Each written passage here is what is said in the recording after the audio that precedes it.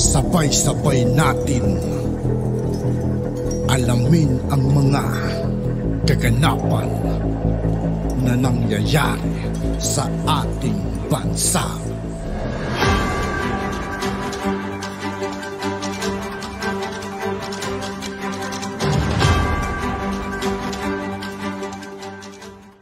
Yo, what's up mga kaibigan? This is I2K po again. Ngayon nandito naman ulit tayo sa channel ni Banat Kapanig TV. Dito naman ulit tayo magbibigay ng komento at reaksyon. Kaya samahan nyo ako guys. Let's go! Ng sigalot nila, itong confidential fund. Naalala nyo ba na si Sandro Marcos pa mismo ang kumbaga nag-move na i-terminate ang proceedings at the committee level doon sa budget ng OVP. Dahil yung mga panahon na yon, nagdadakdak ang Franz Castro at saka yung kabataan, yung Manuel, pero itinigil talaga ni Sandro Marcos. Pero anong nangyari? Na-approve sa committee level, na-approve sa plenaryo, pero lo and behold, nung bumuo ng small committee ang speaker, tinanggal ng small committee ang pondo ni BP Sara. So, anong ibig sabihin yan? Iba po ang salita, iba ang gawa. Kaya, I'm sorry PBBM ha, siguraduhin mo lang na susunod sila. Kapag sumaway, tanggalin. Hindi naman po yan, speaker, kung hindi dahil sa inyo. Pag sinuway kayo, tanggalin nyo na. Dahil talagang ang tingin ko, hindi titigil po yan. Kung hindi impeachment ang gagawin, nako, papapasukin nila ang ICC para imbestigahan ang mga Duterte. Bakit? Kasi hindi lang naman po si President. Grabe naman mga kaibigan. Doon na talagang paghalatan na may pamumulitika na talaga mga kaibigan. Personal na yung atake nila kung saan yung papasukin nila ang ICC. Grabe ano. Dating Presidente Rodrigo Roa Duterte ang iimbestigahan. Sinabi na po nila, pati si BP Sara iimbestigahan. So pag pinapasok po yan, nawala naman talagang legal na basihan. Ako po'y isang abogado, kaisa-isang abogado ng Pilipino na pwede humarap po sa ICC. Sinasabi ko po sa inyo, nung tayo bumitiw po sa ICC, nagkaroon ng 1 taon para maging epektibo at pagkatapos ng taon na yon, hindi na po talaga po pwedeng mag-exercise ng jurisdiction ng ICC at wala nang dahilan para tayo magtulungan. Hindi po baliwala yung pagbitiw natin ha. Totoo po, may obligasyon na makipagtulungan para doon sa mga bagay-bagay na sakop nung tayo miyembro pa. Pero matapos po yung period na 1 year, kung kailan natin hinain yung ating withdrawal, natigil na po ang lahat ng obligasyon na makipagtulungan. So ngayon po sinasabi nila na pag-aaralan, naku po, wala na pong pag-aaralan dahil nagkaroon na ng desisyon ng Presidente. Yan na naman po ang isang desisyon ng Presidente na parang hindi susundin ng Speaker. O bakit? Ano kinalaman ng Speaker dyan? Alam ko po, hindi siya ang DOJ pero napakalapit po nila ni DOJ.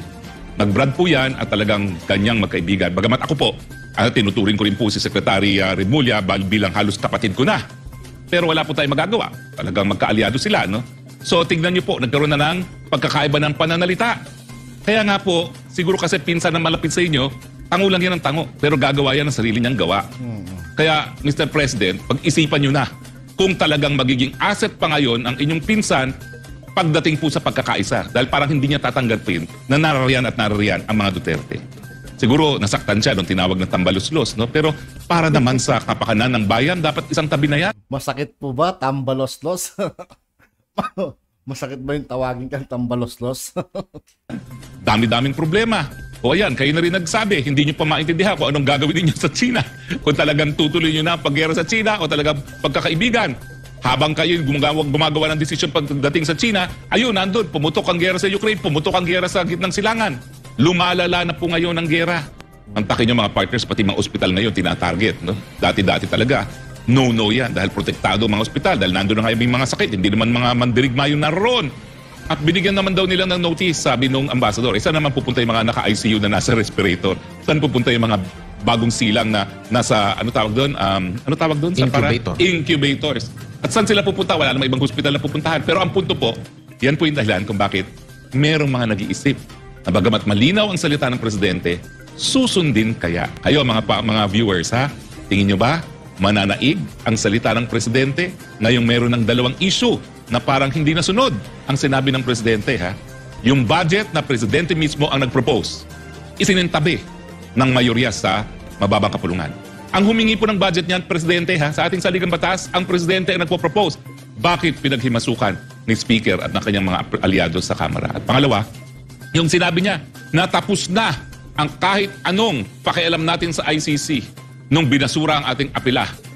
O, ngayon ang sinasabi, pinag-aaralan. Ano bang pinag-aaralan dyan? Nagsalita ng presidente. Lahat naman ng mga kalihim ay alter egos lamang. Di ba po? So mga kaibigan, binabantayan po ng taong bayan kung ano mangyayari. Ayaw ko sanang sabihin publicly. But for the reason that ang tinatamaan ang anak ko, that I would like to...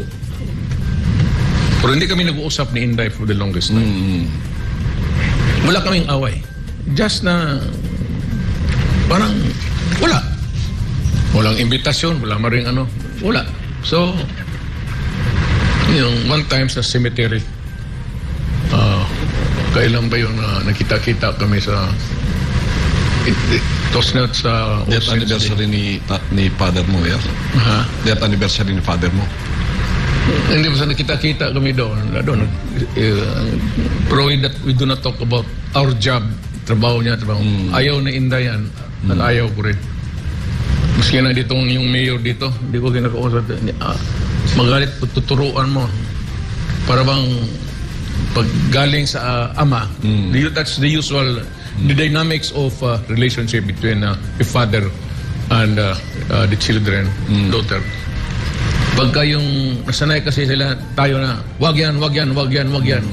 All, kaya ang dating ng advice ng ating parents, hindi masyado. So, better na may ibang tao magsabi sa kanila. Ako, ang anong ko lang kasi anak ko nga, siyempre nasasaktan ako. Kagaya ka na, itong, kaya ako na, itong si Romualdez, alam mo, ang hilingi ko lang man sa kanila is yung respeto. Fairness. Kung ayaw pala nila ibigay, bakit nila nilagay doon sa proposed budget? Romeo. Hindi, tinawagan na lang sana nila yung anak ko. Sabi na, Inday, hindi man pwede ito kasi yung mga left. Right. Kasi yung mga left, talaga, itong si Franz, hindi namang friends ang muka. Tapos apelido ng Franz. Palitan mo na lang ng ano yan, balay-balay o ano. Balay-balay. Sporting if France when yung wala kang features na ito yung sila. Because yung intelligence fund nga, alam nila si Inday ang vice chairman. So alam nila na yung pera somehow magamit talaga. Kaya naman itong mga ibang congressman at si Romualdez, yan ang paghinakit ko. Bakit hindi niya sinabi sa anak ko na wag day kasi ayaw naman komunista kasi yung pera para sa kanila yan eh. Hindi sinabi sa nanay, hindi nagkahiyaan. Patawag mo tapos por respeto, maliit na bagay yan eh. So maintindihan ni Inday yan. Sabihin niya doon sa military, hingi lang kayo ng itapon ko na lang ito sa inyo, sabihin ko. Itong 125 million, pakiusapan ko na lang si Presidente Marcos, itapan, dagdag ninyo sa inyong intelligence fund. Ganun lang. Yun ang sana, simple. Matter of kunting respeto. Hiyain mo yung tao. Kasi the usual connotation, ang pagkatapos kasi yung intelligence fund, binubulsa. Corrupt. Yun. Pero si Inday, when she was mayor, she was, pati ako, billion.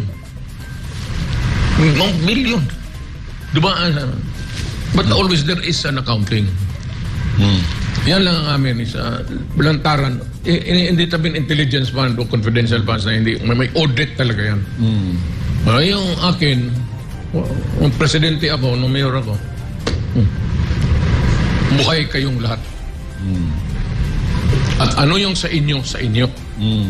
Yung ano yung sa akin, sa akin. Yung akin, ang Malacanang. Wala akong ibang pastor, kaya ako namugre.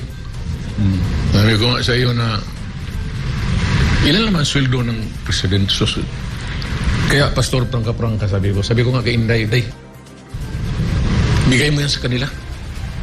Mamamatay ka dyan sa trabaho. Unless kung hindi ka magtrabaho, hindi mo binabasa yung pinipirmahan mo. Ako, abogado, mahiya naman ako magkamali. Talagang, pastor? Tapos na. At yun nga po mga kaibigan, dito po nagtatapos ang ating reaction video. Muli ako po si I2K ng Sundalo ng Dunggalo at 811. Maraming salamat sa patuloy na pagsuporta. Peace out.